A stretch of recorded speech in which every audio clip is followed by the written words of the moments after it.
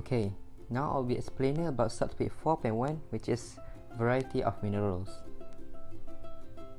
Minerals are any solid element or compound that is found naturally in the Earth's crust.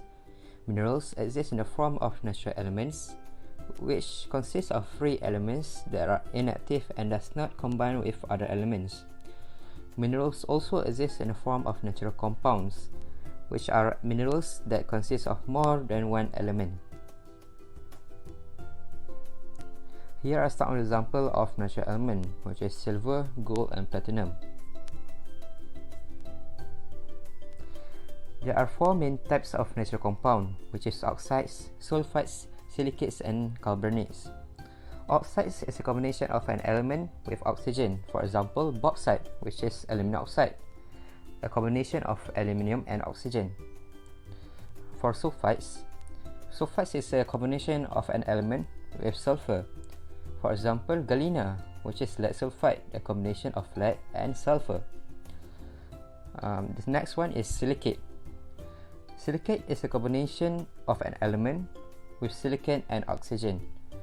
For example, kaolinite, which is aluminum silicate, a combination of aluminium, oxygen, and silicon. The last one is carbonates, which is a combination of an element with carbon and oxygen. For example, malachite or copper carbonate, a combination of copper, carbon, and oxygen. Now I would like to pass on to Asfarina for the explanation of subtopic 4.2. Subtopik yang seterusnya iaitu 4.2, the reactivity series of metal.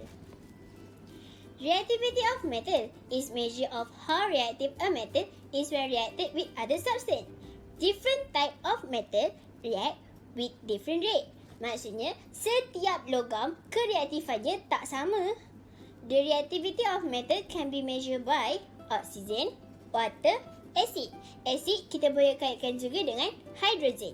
Reactivity series of metal is an arrangement of metal according to their reactivity. Sekarang saya akan terangkan reaction of metal with oxygen. Bagaimana kereaktifan logam dengan oksigen. Most metal can react chemically with oxygen through combustion. Example, metal plus oxygen, it will form metal oxide. Kenapa oxide?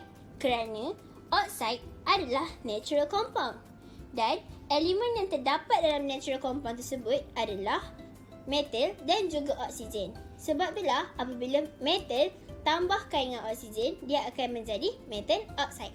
Contohnya adalah first, magnesium plus oxygen, it will form magnesium oxide. Second, aluminium plus oxygen, it will form aluminium oxide. Third, zinc plus oxygen, it will form zinc oxide. Fourth, iron plus oxygen, it will form iron oxide. The last one, lead plus oxygen, it will form lead oxide. Contoh yang telah saya bagi ni adalah di mana eksperimen yang telah kita lakukan di sekolah. In the reactivity series of metal with oxygen, the metal that react the most vigorously with oxygen is put on top of the list. Ni adalah list tersebut. Jadi, yang kotak yang paling atas adalah potasium. Jadi, potasium adalah yang paling reaktif terhadap oksigen. Okey, daripada atas ke bawah. Tapi kita akan baca daripada bawah ke atas. Sebab kita akan baca daripada least kurang reaktif kepada most reaktif. Yang paling kurang reaktif adalah gold. Atas dia adalah silver, mercury, copper, lead, tin, iron, zinc, aluminium, magnesium, kalsium, sodium dan yang paling reaktif adalah potasium. Maka kereaktifan terhadap logam untuk oksigen adalah semakin menaik daripada kurang ke tinggi. Jadi, akronim yang senang nak ingat adalah kita akan baca daripada atas. Start huruf K. Kalau nak kahwin, mesti ada zakat fitrah. Sebab power Jun amat. Okey? Tapi kan macam ada yang tak cukup je. Apa yang tak cukup? Lah, karbon dengan hidrogen mana? Saya akan pass it to Aimi Adlina. We'll explain about carbon and hydrogen in the reactivity series of metals. As we know, carbon and hydrogen is two non-metal elements that often combine with oxygen to form oxide compounds such as carbon dioxide and water. So, how can we determine the position of carbon in the reactivity series of metals? Metals which are less reactive than carbon in the reactivity series of metals can be extracted from their ores through the reduction of the oxide.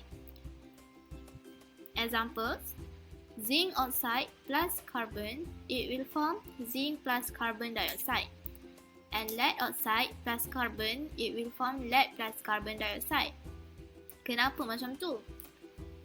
Sebab karbon ni dia tarik oksigen dari zinc oxide, dari metal oxide to form carbon dioxide. So tinggallah zinc atau lead kat situ. So the metal that more reactive than carbon in the reactivity series of metal cannot be extracted from their ores.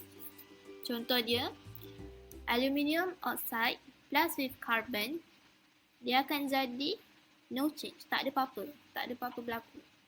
Sebab karbon ni dia tak ada ability nak tarik oksigen dari aluminium oxide sebab aluminium ni lagi reaktif dari karbon.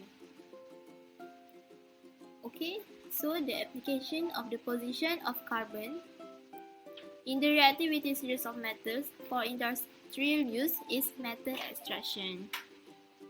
Next,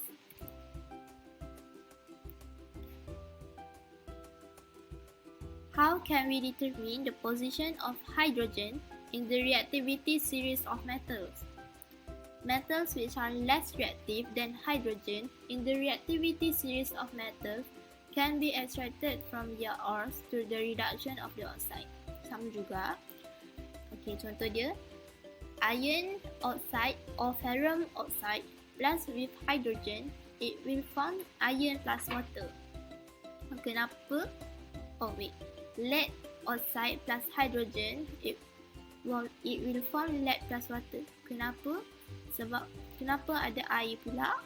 Sebab hydrogen dia tarik oksigen dari metal oxide ni, dia akan jadi H2O. So H2O tu kan water. Okay, so dia jadi iron plus water, lead plus water.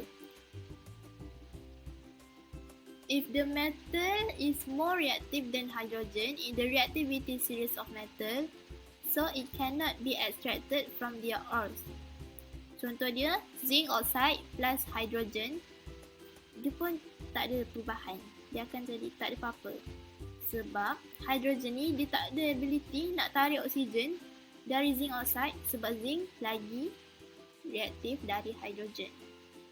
See, hydrogen can reduce aluminum oxide. Therefore, hydrogen is below zinc but above iron in the reactivity series of metals. Ya ke? Jom kita tengok. Hydrogen is below zinc and above iron. Yes. Carbon is below aluminium and above zinc. Yes. So, kita tengok balik. Ada gold, silver, mercury, copper, lead, tin, iron, hydrogen, zinc, carbon, aluminium, magnesium, calcium, sodium and potassium. So that's all from me. Now I will pass it to Adam Hari. Extraction of ions begin when a mixture of iron ore or ferrum oxide, coke or carbon, and limestone or calcium carbonate is added into a blast furnace. The first process begins when carbon or coke inside the blast furnace mix with the oxygen from the hot air to produce carbon dioxide. After that, the carbon dioxide will mix with more carbon to produce carbon monoxide, which is a strong reducing agent. Seperti mana yang telah kita belajar di subtopik 4.2, bahan yang lebih reaktif mampu untuk menarik oksigen daripada bahan yang kurang reaktif daripadanya. Ini membolehkan karbon untuk menarik oksigen daripada iron ore atau ferrum oxide tersebut untuk mendapatkan pure iron atau ferrum, atau dalam bahasa Melayunya besi asli. Oksigen yang ditarik daripada iron ore tadi akan bercampur dengan carbon monoxide to produce carbon dioxide, which is a stable compound. Area yang terhasil daripada proses tadi akan terkumpul di bahagian bawah blast furnace. Akan tetapi, area yang dihasilkan tidaklah begitu asli kerana terdapat campuran-campuran benda asing seperti pasir atau nama saintifiknya silicon dioxide. Di sinilah di mana limestone atau kalsium karbonat memainkan peranan. Kalsium karbonat akan dikompos atau terurai menjadi carbon dioxide dan kalsium oxide. Kalsium oxide akan bercampur dengan silicon dioxide untuk menghasilkan kalsium silicate atau nama lainnya adalah slag. Disebabkan iron lebih tumpat daripada slag, iron akan terkumpul di bahagian bawah sekali, manakala slag akan terkumpul di bahagian atas iron.